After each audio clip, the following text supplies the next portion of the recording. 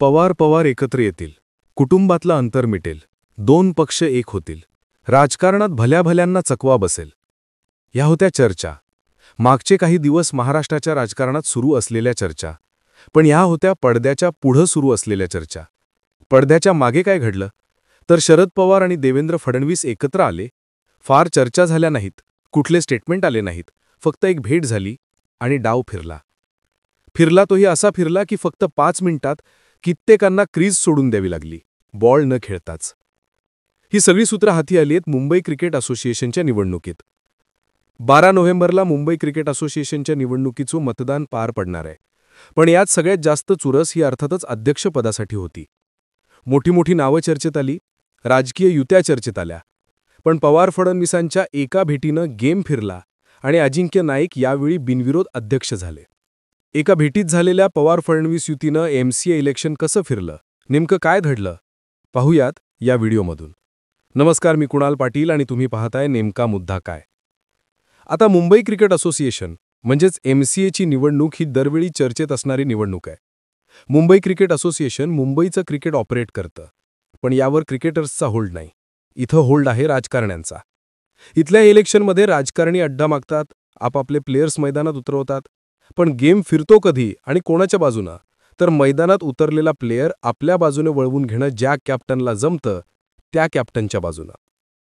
मागच्या वेळी MCA election झालं 2022 मध्ये. तेव्हा माजी क्रिकेटर संदीप पाटील यांनी अध्यक्षपदासाठी फॉर्म भरला होता. पण त्यांना हरवण्यासाठी शरद पवार आणि आशिष शेलार यांच्या नेतृत्वातलं पॅनल एकत्र आलं. शरद पवार, एकनाथ शिंदे, देवेंद्र फडणवीस, आशिष शेलार, जितेंद्र आव्हाड, मिलिंद नार्वेकर हे सगळे नेते एकत्र आले आणि फडणवीसांच्या जवळचे अमोल काळे एमसीएचे अध्यक्ष झाले. अमोल काळे यांचं 2024 मध्ये अचानक निधन झालं आणि एमसीएच्या अध्यक्षपदाच्या निवडणुका पुन्हा घेण्यात आल्या. यावेळी बाजी मारली अजिंक्य नाईक यांनी. नाईक आधी एमसीएचे सेक्रेटरी होते. त्यांच्या विरोधात आशिष शेलारांच्या पॅनलचे संजय नाईक होते. पण तरीही अजिंक्य नाईक जिंकले आणि सर्वात कमी वयाचे एमसीए अध्यक्ष ठरले. त्यांना जिंकण्याचं कारण विचारलं तेव्हा त्यांनी 2 शब्दात उत्तर दिलं: अदृश्य शक्ती. आता मागच्या 2 निवडणुकांचा इतिहास सांगितला. याचं कारण म्हणजे त्या निवडणुकीत होणारी काटाकाटी. इथं मतं फिरवण्यावर डोळा नसतो, इथं पाठीमागची शक्ती गणित फिरवते. यंदा इलेक्शनवेळीही तसंच झालं. 12 नोव्हेंबरला मतदान आहे. त्यात अध्यक्षपदासाठी माजी क्रिकेटर डायना ॲडुल्जी, भाजपचे विधान परिषदेचे आमदार प्रसाद लाड, शरद पवारांच्या राष्ट्रवादीचे आमदार जितेंद्र आव्हाड, ठाकरे गटाचे विधान परिषदेचे आमदार मिलिंद नार्वेकर, काँग्रेस नेत्यांच्या जवळचे शाह आलम शेख, मंत्री प्रताप सरनाईक यांचे पुत्र विहंग सरनाईक, दिवंगत माजी अध्यक्ष अमोल काळे यांचे निकटवर्तीय सूरज सामंत आणि एमसीएचे मावळते अध्यक्ष अजिंक्य नाईक अशा 8 जणांनी अध्यक्षपदासाठी फॉर्म भरला होता. त्यामुळे निवडणूक चुरशीची होती. सूरज सामंत, मिलिंद नार्वेकर यांच्या अध्यक्षपदाच्या भंगलेल्या स्वप्नाची चर्चा अनेकदा झालेली आहे. त्यामुळे ते यावेळी ताकद लावणार हे निश्चित समजलं जात होतं. त्यात प्रसाद लाड यांची ओळख फडणवीसांच्या जवळचे नेते म्हणून, आव्हाड शरद पवारांच्या जवळचे, तर मिलिंद नार्वेकर सगळ्यांच्याच गुडबुक्समधले. त्यात काही क्रिकेट क्लबने लॉबिंग सुरू केलं आणि नुकताच वुमन्स वर्ल्ड कप जिंकल्यामुळे भारतीय वुमन्स क्रिकेटर्सच्या पायोनियर्सपैकी एक असलेल्या डायना ॲडुल्जी सुद्धा शर्यतीत होत्या. आता नुसतं नेत्याच्या जवळ असणं पुरेसं नव्हतं, लॉबिंग पक्कं हवं होतं. एमसीएच्या निवडणुकीत उद्धव ठाकरे, आदित्य ठाकरे, तेजस ठाकरे हे तिन्ही ठाकरे मतदार आहेत.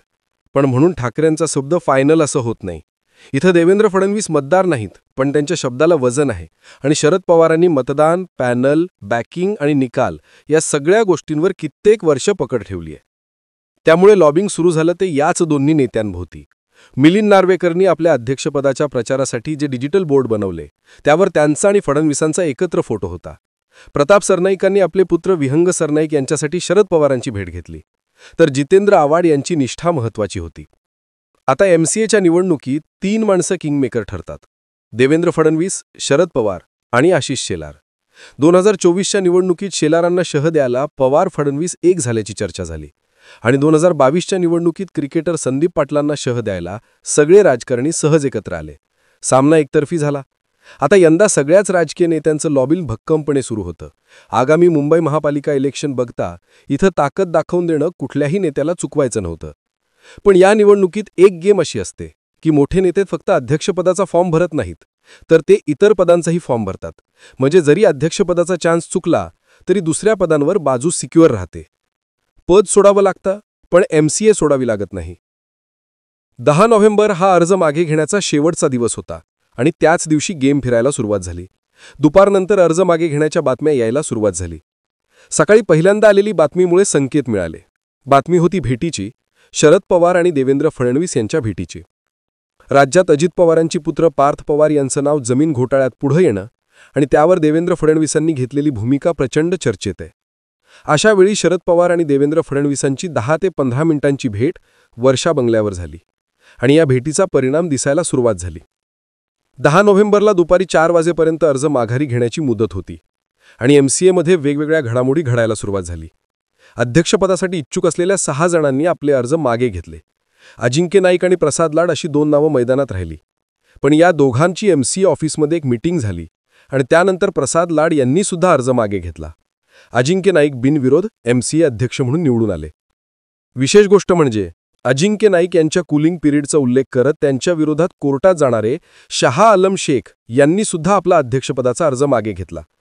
माध्यमांतल्या बातम्यांनुसार शरद पवार आणि देवेंद्र फडणवीसांनी एका भेटीत अजिंक्य नाईक यांचं नाव फायनल केलं आणि या दोन्ही नेत्यांची ताकद नाईकांच्या मागे उभी राहिली. दोन्ही नेत्यांच्या आदेशानंतर इतर नेत्यांनी अर्ज माघारी घेतले. त्यात यावेळी आशिष शेलारांचं वजन सुद्धा अजिंक्य नाईक यांच्या पारड्यात पडल्याचं सांगितलं जातंय, ज्यामुळे पेपर आणखी सोपा झाला आणि नाईक बिनविरोध अध्यक्ष झाले. आता अजिंक्य नाईक बिनविरोध अध्यक्ष झाले असले तरी उपाध्यक्षपदासाठी जितेंद्र आव्हाड विरुद्ध नवीन शेट्टी अशी निवडणूक होणारच आहे. तर मिलिंद नार्वेकर, विहंग सरनाईक, सूरज सामंत यांची वेगवेगळ्या पदांवर वर्णी लागण्याची शक्यता आहे.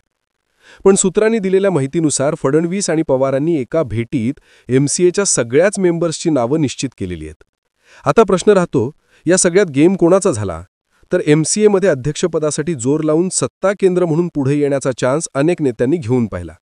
नार्वेकरांनी फडणवीसांसोबतचा फोटो वापरणं, सरनाईकांनी पवारांना भेटणं अशा घडामोडी पडद्यामागे सुरू होत्या.